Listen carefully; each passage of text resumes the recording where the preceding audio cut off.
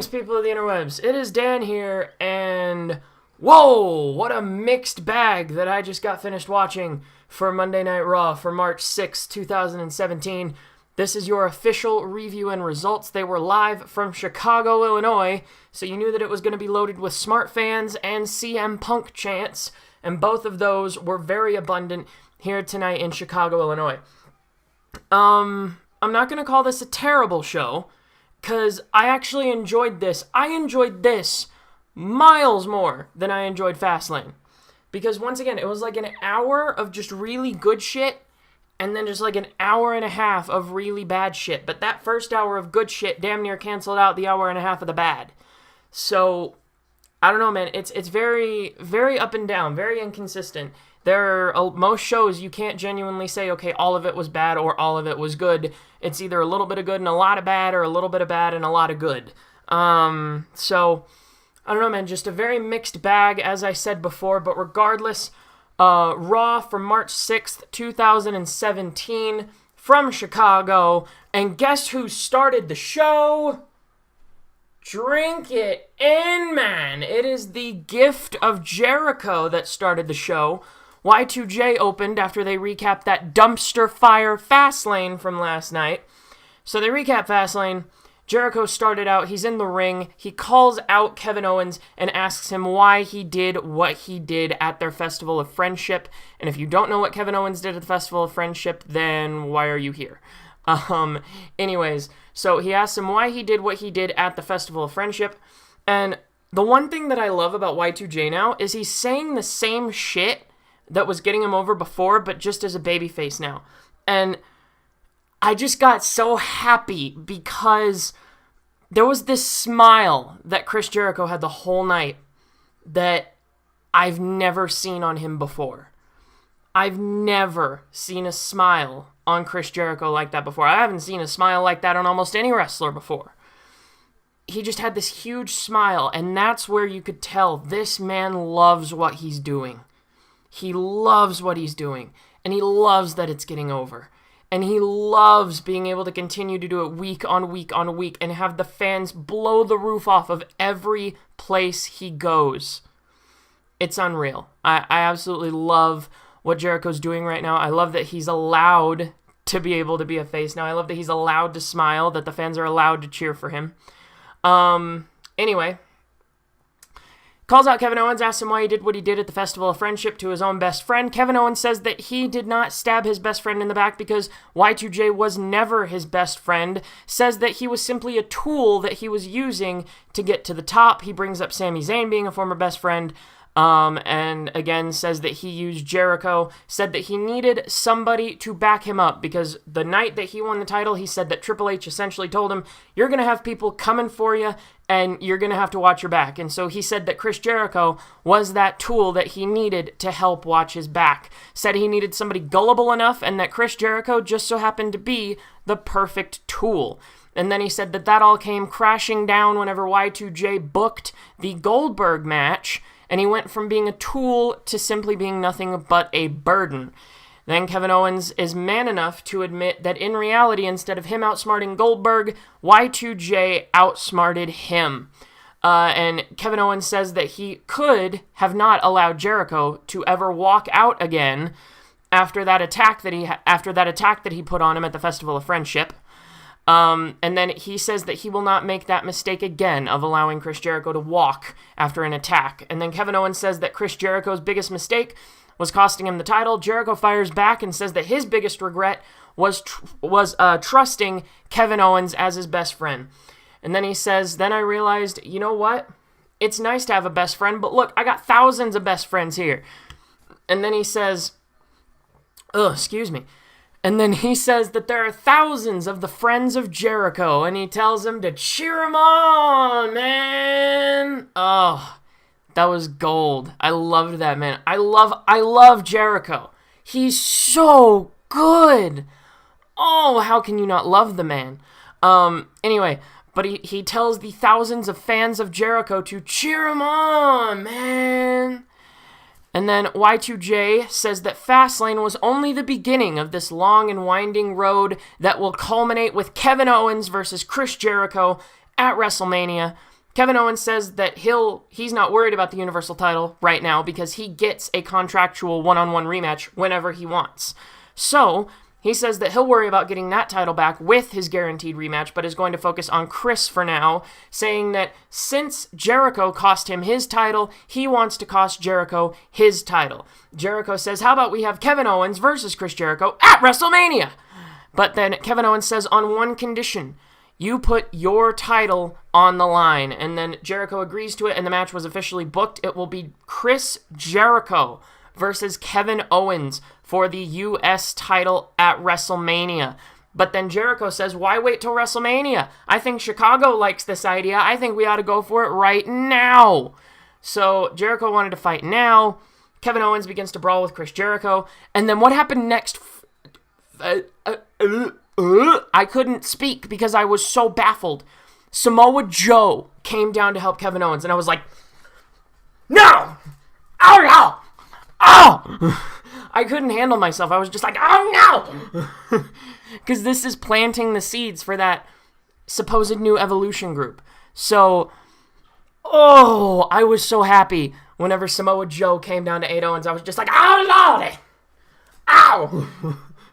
That was so good. And then Zayn comes down as well to aid Jericho.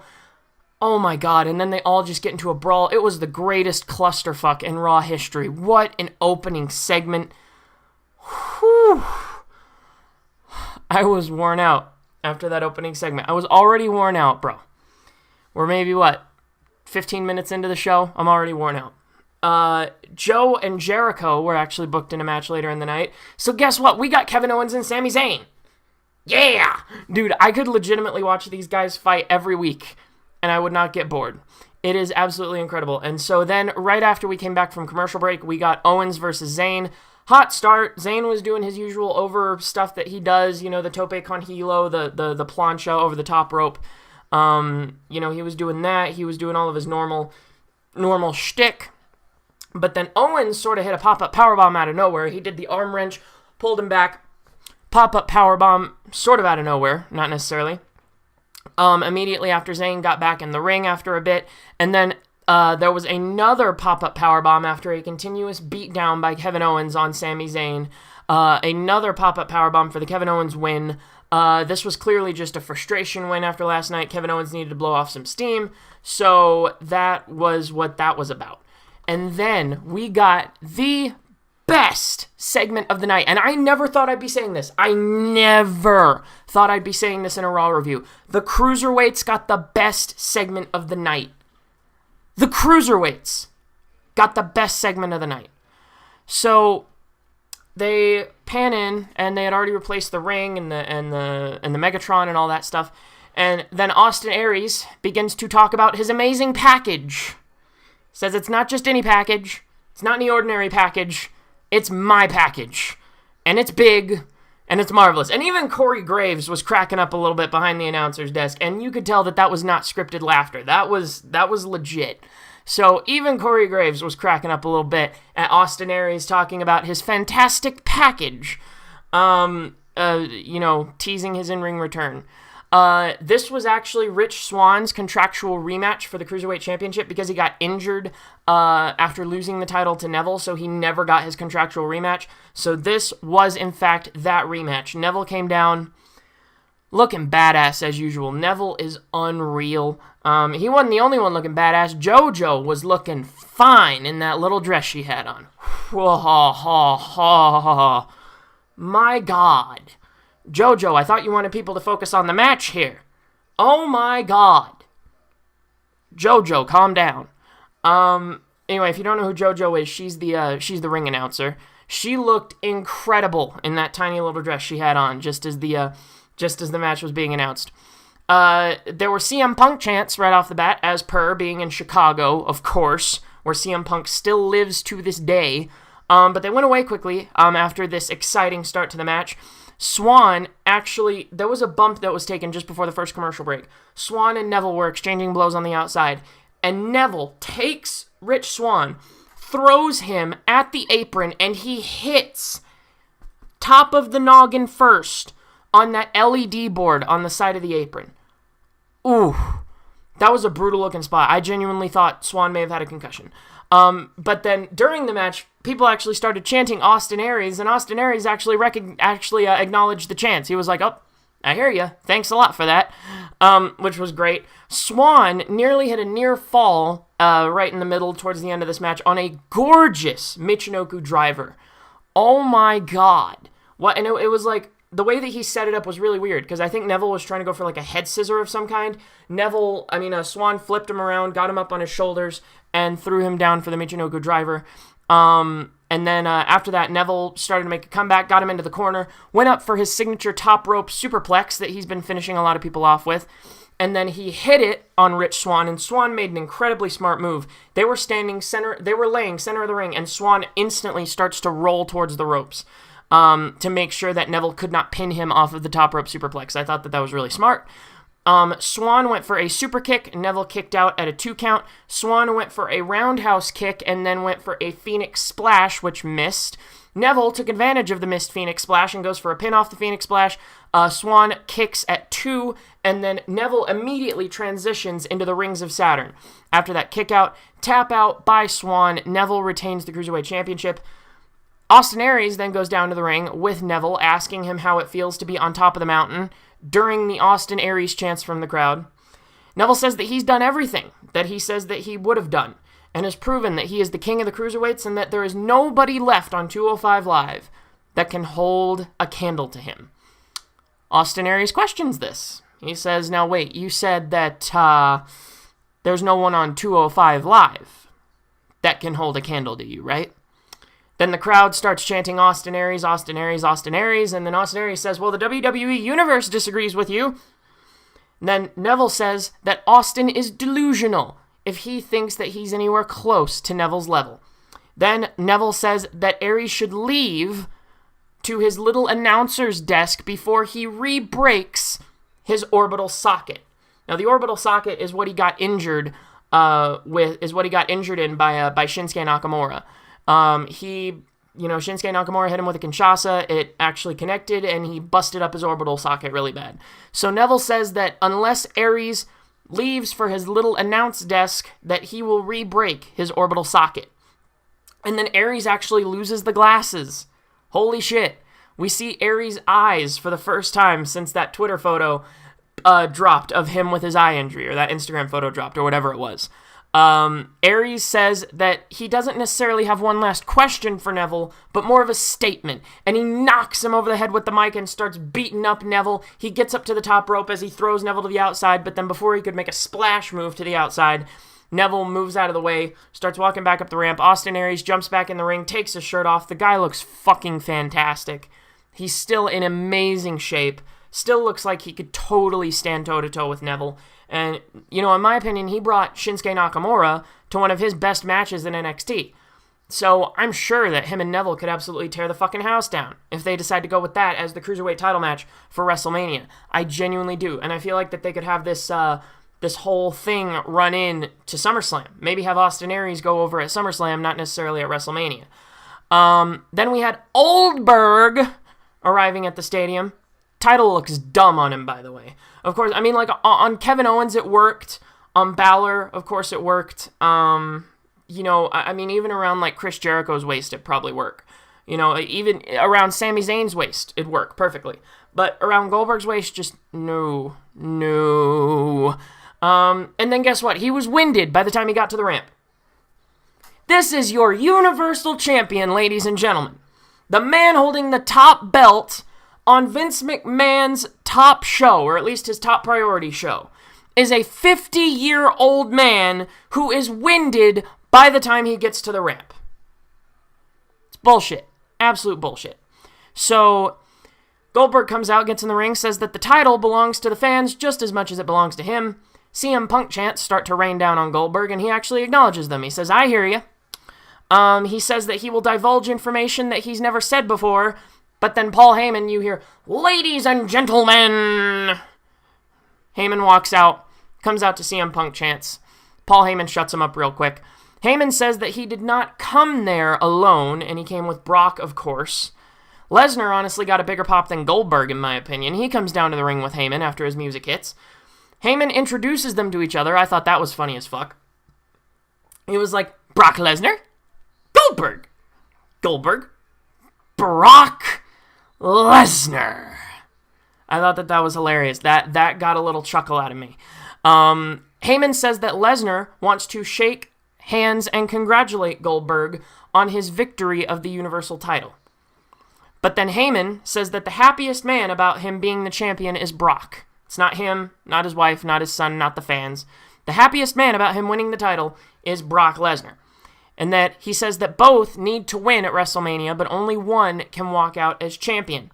And says that there will be a new, reigning, defending, undisputed champion, and that it will be Brock Lesnar.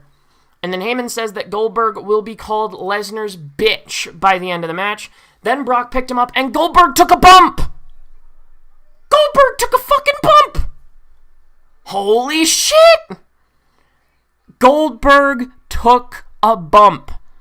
And not just any bump, it was an F5. An F5. That's no joke. So, picked Goldberg up on his shoulders, gave him an F5, done deal.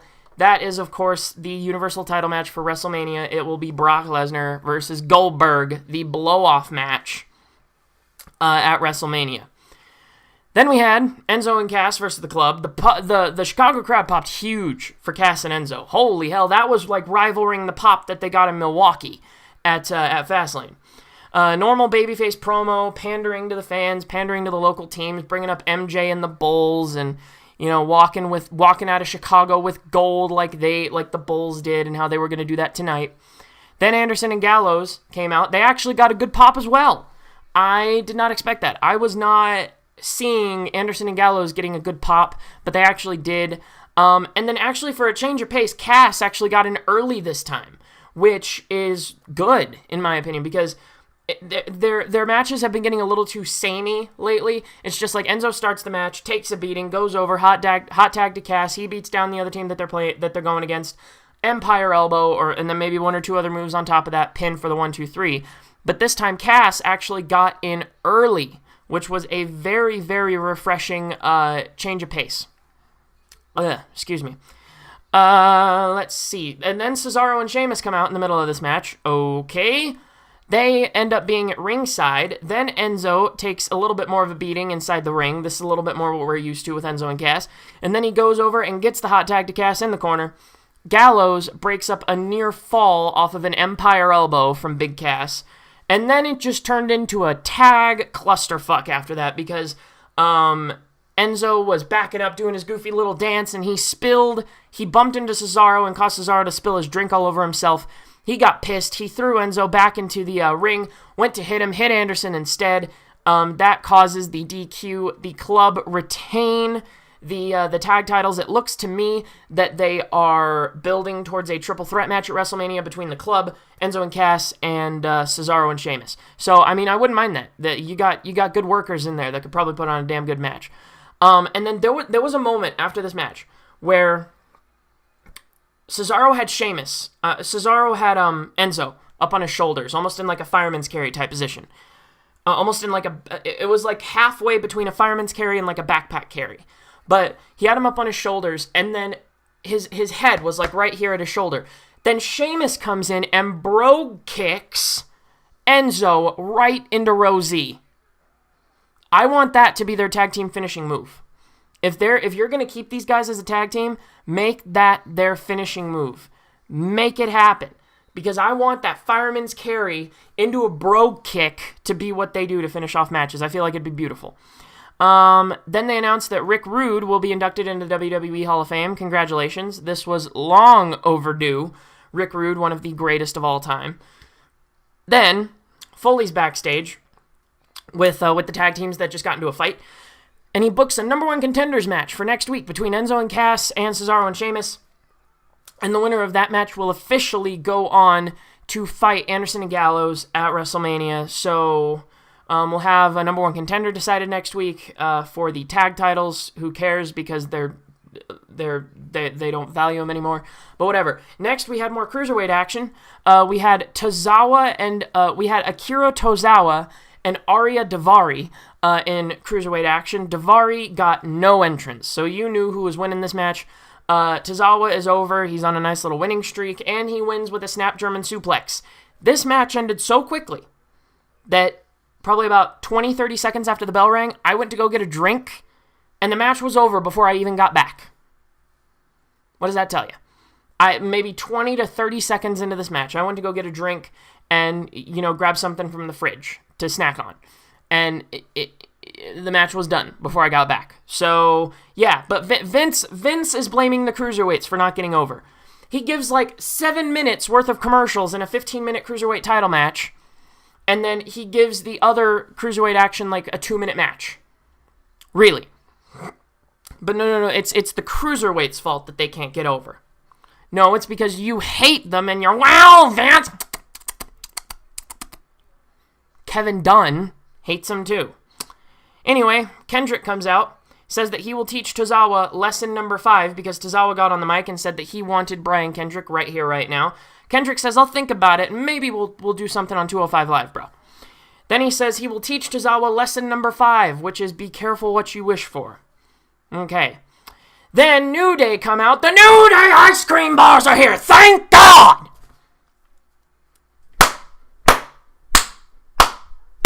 Because we just had to fucking have them, didn't we? New Day ice cream cart. It's the Cruiserweights' fault that they're getting over, but yet you give an ice cream cart more time than the Cruiserweights. Okay. I get it now. Anyway, Byron Saxton needs to get the fuck out with his cringy-ass fucking New Day dick-riding-ass fucking self. Say that they call it the New Day pop cycle. Ha, ha, fucking ha. Say that they want to make everyone's ice cream dreams come true. You'll make my dreams come true if you get the fuck off of Monday nights! They face the Shining Stars tonight. Shining Stars don't even get an entrance. New Day win with the Midnight Hour, with Big E thrusting his fucking leg as he pins him.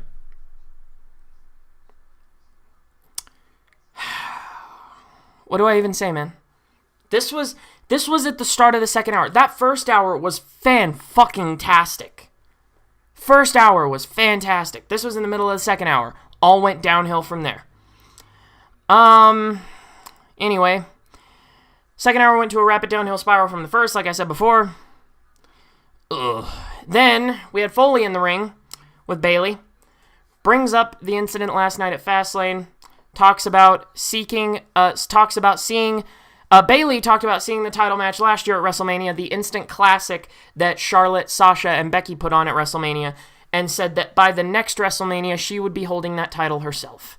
But then she starts to feel bad. She said, maybe I don't deserve this. This is tainted in controversy. Foley says that Bayley shouldn't feel down, and that it doesn't matter how she got there, it's just that she got there. Then Sasha comes out, says that they always talked about tearing the house down at WrestleMania because Foley asked who her opponent would be. Then Sasha's music hits. She comes down, says that her and Bayley always, ever since they became friends, talked about wanting to tear the house down at the biggest show of them all. Sasha proposes that those two go at WrestleMania. Chicago agrees. Mick Foley agrees. Then Charlotte's music hits. Charlotte comes out. Charlotte says that Sasha is using Bayley.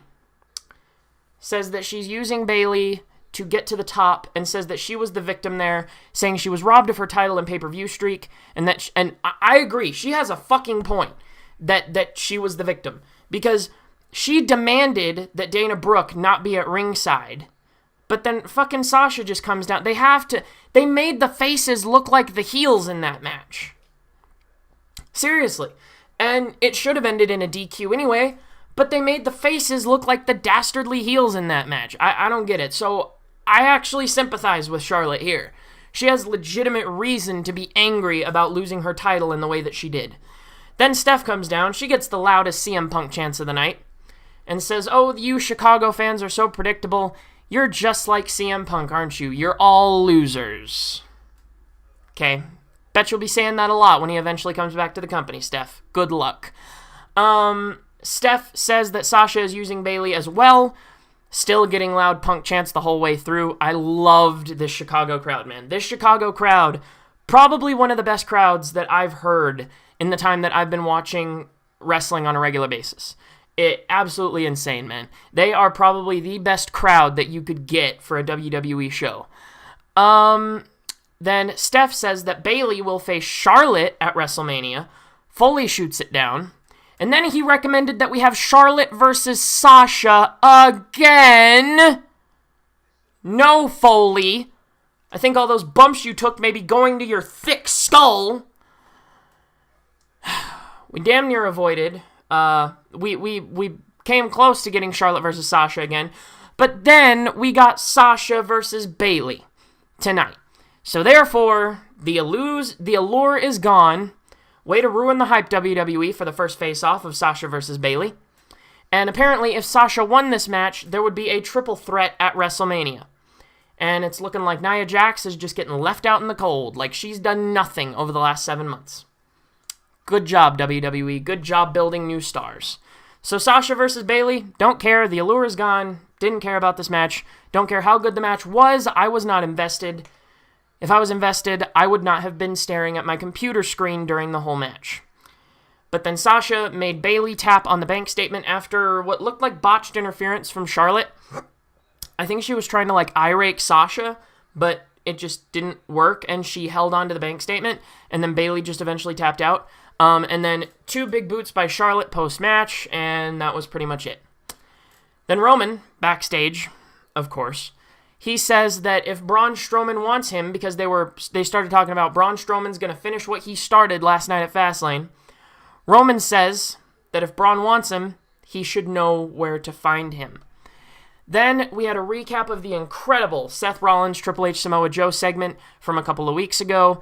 They showed Seth rigorously training in the Performance Center and promising to be at Mania in that segment. They put Triple H on satellite.